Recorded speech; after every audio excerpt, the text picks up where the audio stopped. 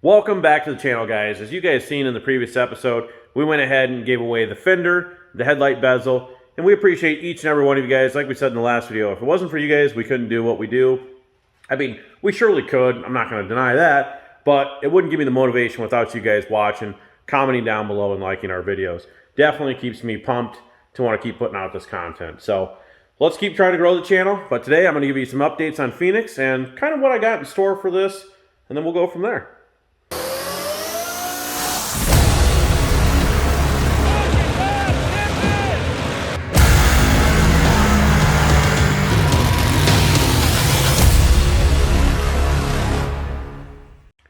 So as you guys know, for Bristol, we threw Phoenix together with the blown LS in it, and obviously we had the issues with the oil pressure.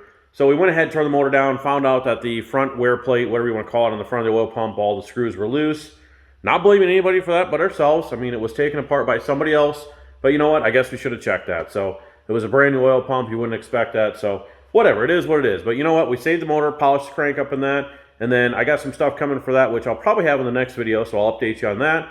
But I have Phoenix in the shop here, and I've been doing a few things to it, so I'll go ahead and whip the camera around here and show you what we got so far.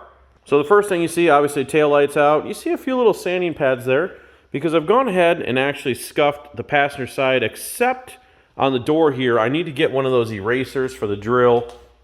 I tried Goo Gone, but it's just really sticky and tacky, and that Goo Gone stuff really doesn't do what I thought it was going to. I know Easy Off Oven Cleaner kind of does the trick as well. Jason ended up buying 2 brand new fenders for this, so I have those over at his place.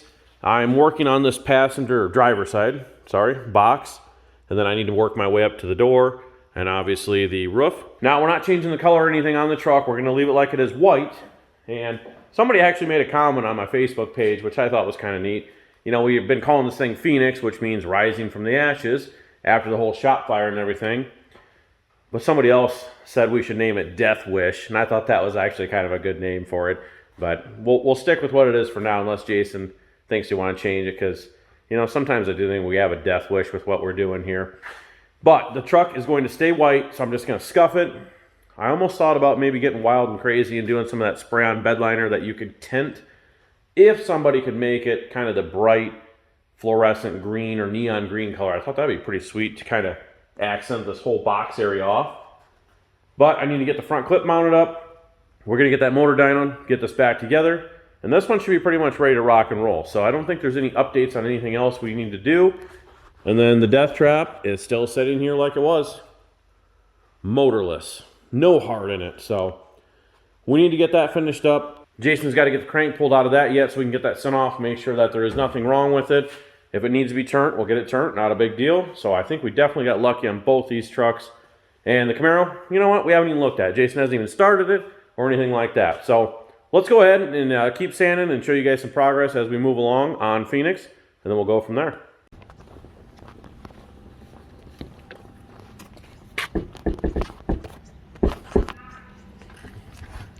So. Who's there? What's up, again? Oh, he's got a box of parts. Merry Christmas. Big box of parts. Big box parts? Big old load. All right, we're back at Karl's shop here. What we're doing here as our last and final step is we're adding a bypass for the water pump to the thermostat housing, because this is a dart block. And with these dart blocks on the front of the water pump, I'll insert a picture here. There is no bypass hole for the water pump, meaning if it's pumping water, it's going to be deadhead in the block. There's usually a whole extra hole in the block. So we're adding in this spacer plate, which I have right here. And that's going to have that extra hose barb in there. Then also, while we're at it, we're going to add the bypass hoses, which are going to come out from both the driver and passenger side back to the rear of the intake, which you can see right back there. So Karl went to get a few fittings. Thought they were 1/2 inch, but they're actually 3/8 pipe. So Karl's going to get those. When he gets back here, we should have everything we need. Bleed this off. We did put a new radiator in, and guys, I did make a heck of a difference on this thing. It is running a lot more consistent. The only thing that we're seeing is from the passenger to the driver's side of the motor and front to back, we're getting some variance. And without this in there, the only thing we were relying on was his heater core to actually allow the water pump to circulate water. So if he was to ever shut the heater core, obviously summertime, it would be deadheading that water pump. So we got to have this regardless, and then adding the hoses to the back is just a reassurance that the water is able to circulate freely through the motor. So when he gets back here, I'll wrap all this up, get the coolant bled, and take it for one last rip.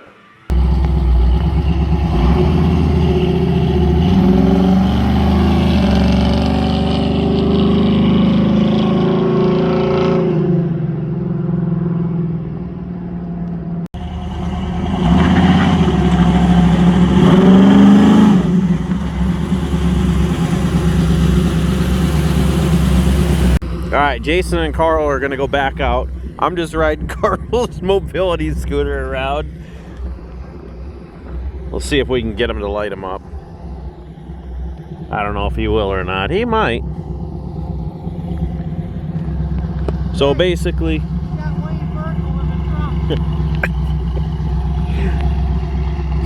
we put a 160 in there. Probably screwed up. Comment if we did. I think we should have had a 195 in there. Just not letting the radiator get everything cooled off.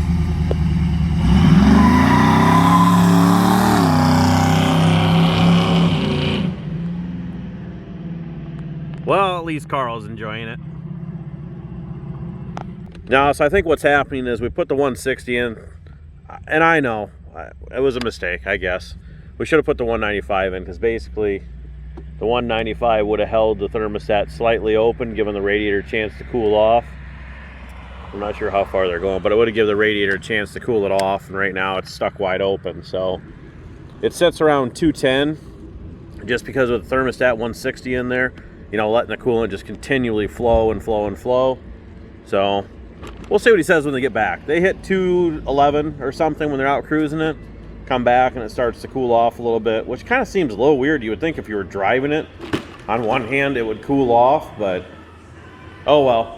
I think at this point we just need to wait, let it cool off, and then maybe next weekend we can put the 195 in there, maybe even tomorrow. So we'll see what happens here, but they're going back in town. Karl wants to drive through town. He's probably going to get in trouble, so we'll see if he shows up in a half an hour.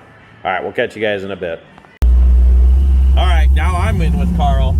This might be bad news. Caution, tracks ahead. We're good this way. We got nobody at all. We got bulb and tire in the back. Yeah, he's squealing back there. I can hear him.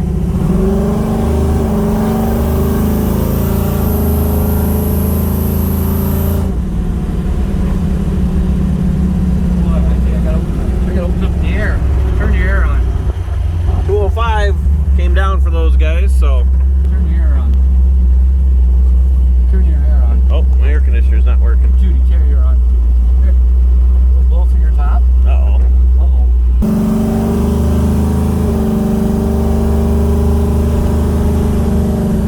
We're down here in the streets of Mexico. No hoblo. No breako. Ah, it's got Willwoods. We're good. You think we should, next step is different rear end gears? Yeah, she cruises at a little bit high RPM. We gotta somehow figure out how to set it up. Oh, there you go. Please. Oh, look at the dog walking the dog.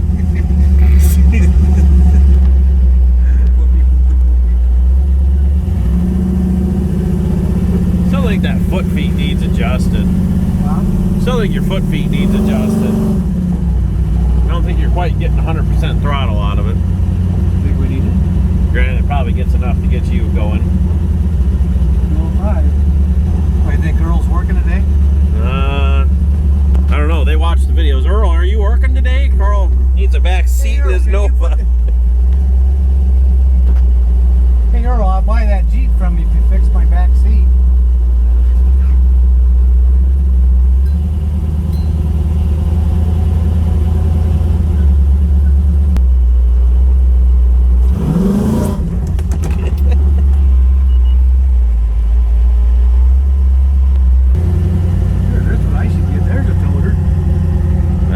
It's only got a 2-inch receiver. That one might not work too well.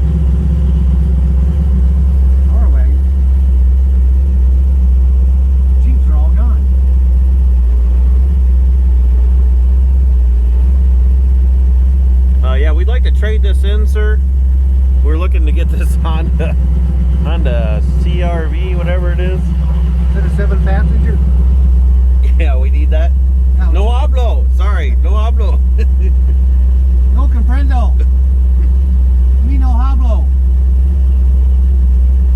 Fuck, he's not here. Ooh, we need to get that 91 Mazda or whatever that thing is there.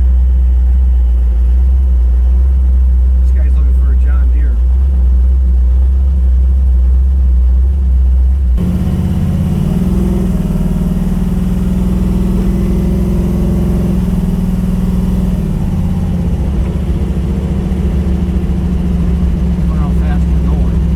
Yeah, we're going about that fast. Feels good. Get your yard to work? Your roll pin's about to come out here. I'm not going to open it. Alright, we'll have to get that done. I'll put that on that list for Wendy and Willie. Yep. 200. $199. Well, we get the back seat put in, that cut down the noise. Yep. I don't know what we gonna do about these wheels and tires. Oh, it needs. I don't know. Have to lift it back up again and see. I don't know if you can put a spacer on the back a little bit thicker. But I think what we need to do is lift it up and look at the rear end, because the panhard bar we can adjust it if it's over too far one way versus the other. Front tires are rubbing too, though, aren't they? Yeah, there's definitely room. There can be a spacer there, though. That's not the right way to do it, but Thank you. Cocaino! Cocaino! no cocaino. You got cocaino! 198. We're going down. The more you run it, the cooler it gets. Oh, Just don't shut it off. Holy shit, you're down to a quarter of a tank already.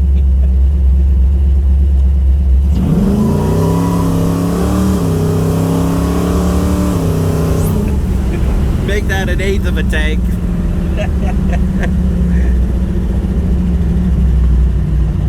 Oh, Jason wants to see some. Give him a little power brake. I can't. Yeah, come on.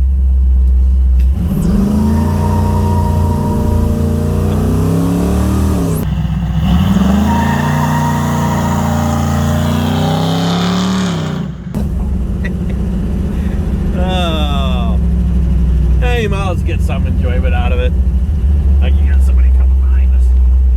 It's not the cops anyways. I don't know. Should adjust my mirrors so I can see what I'm doing. You should adjust There. it. Oh, there. Hey, there. Hey, there's a background. Holy shit. I thought we tightened that visor up. It just keeps getting worse and It doesn't worse. stay. That one, same thing. I had to put Didn't I tighten it that day though? Yeah, I tightened the living fuck out of it too.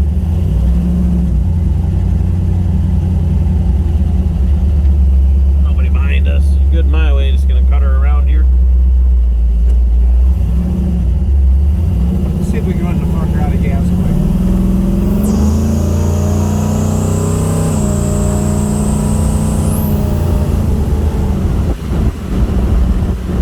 You want to stop in and apply? Henderson's Nah, let's go and to then XL. Yeah, let's go to XL. Tell them. They got better stickers.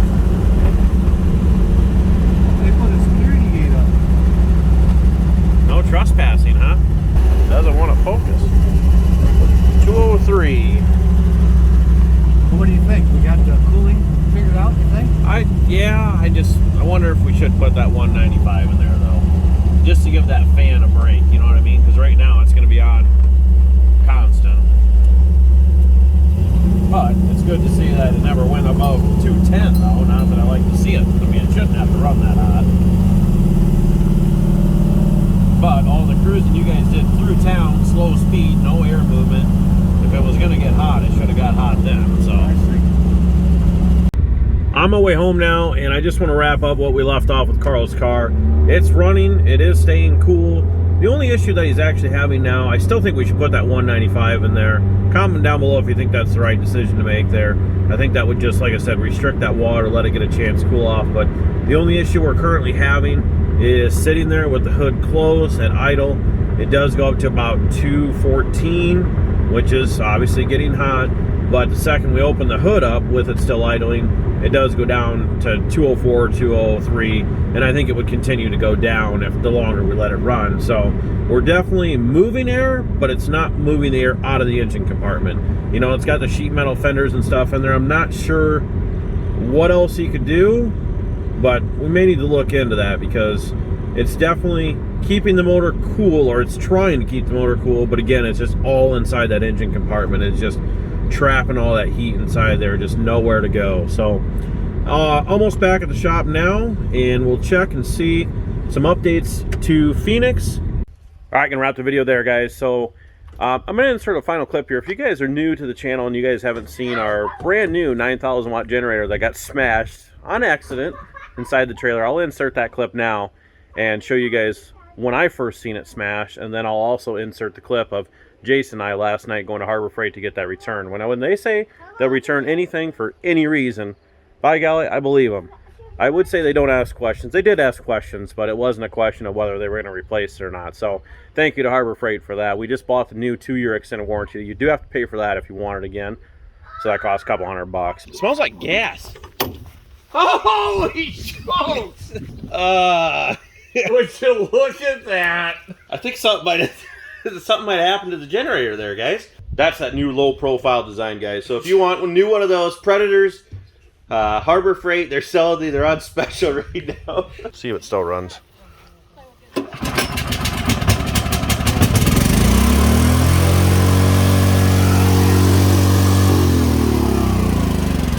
Oh, it still runs. That really charges when it's warmed down. Supercharger now. Nothing, you know, I was asking about that warranty if it covers anything on that generator. Yeah. Where do you want me to drop it off at? Drop The generator. the generator. Yeah. I thought you were going to come in and do this like earlier in the day. Well, we were trying Yeah, we decided to end up eating at Culver's, and that took forever. That's what you do it.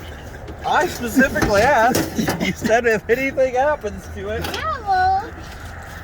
Alright. I know you said that you checked. Yeah, don't Yeah. worry. It all kind of leaked out when it got smashed. Oh, okay. So there's really nothing in it? I can't even open that. No, it's empty because it all leaked out. Looks like brand new in there. Pretty much is. Yeah, What's the well, hour you- meter at on it? I think it is. The hour It meter's is. right here. That was on our meter. I don't see it. Huh. It says how many hours they got ran and shit. I don't know. I guess we'll just do an even exchange. The other one's got wheels on it permanently, and we want to mount it to a trailer. Okay. So what It isn't going to change the warranty in it? do you do? That's what I know. And I thought we had that extended warranty that the lady kept telling me. If anything happens at all, I said, well, we're going to check. Actually, it's kind of like that new low profile model. This is how we bought it. Harbor Freight, Dubuque, Iowa. Yeah. We opened it up out of the box. And I said, that must have been a display model. It's bone dry. Wait, it came in a box like that? Yeah. No, it didn't. No. I was like, I swear. I mean, it is kind of a low profile model, though. Yeah, except it doesn't hold gas or anything. It did start and run, I'm not gonna lie to you. Come back next week, it'll be sitting over there, clearanced out. I won't be over me. I'm just gonna wrap it up.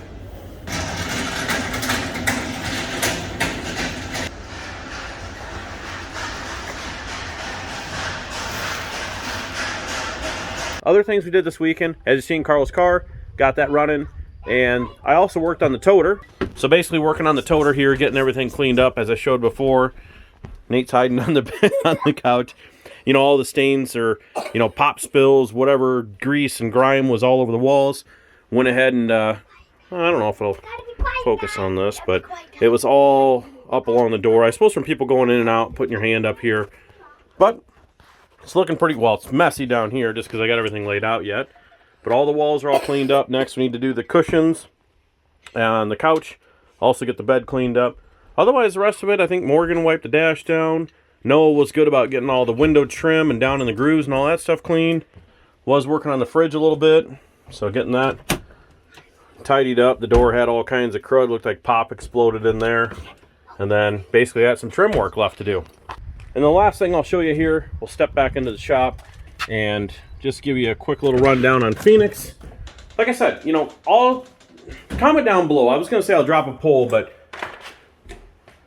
comment down below what you guys think. Do you think Death Wish is a good name for the truck? You know, we got the Death Trap, Death Wish. Was kind of thinking, I'm not sure if we're going to be able to do it. I mean, if somebody wants to help donate some cash towards it, sure. But, you know, I'd love to do the same wrap as the Death Trap, just, you know, make it white with the green flames leading back into the tombstone, skulls, stuff like that, with Death Wish down the side. But it's $1,100 for that, and right now I can't swing that. But I did get a lot of the sanding done. Got that eraser I was talking about, so I picked one of those up at the local store. That works awesome for getting all that glue. Did take the windshield out. Hopefully be able to get a new one at the local glass place. I got some old boys there that don't mind putting in this old glass. It's hard to find people that actually want to do this old gasket style versus just the glue in stuff, all the easy crap. But yeah, I think I just need to get the rivets out of the box side, get the rest of the bump side sanded off, firewall. Got the roof all done, just need to touch up the doors a little bit. And this thing will be ready. Like I said, maybe if we can do that spray and bed liner, that would be awesome as well. But other than that, I think it's looking good. So again, guys, like, comment, share, and subscribe. Hope you guys enjoyed this one. Just kind of piece together stuff with going to Karl's shop and everything else. But yeah, we'll catch you guys in the next one. Thanks again.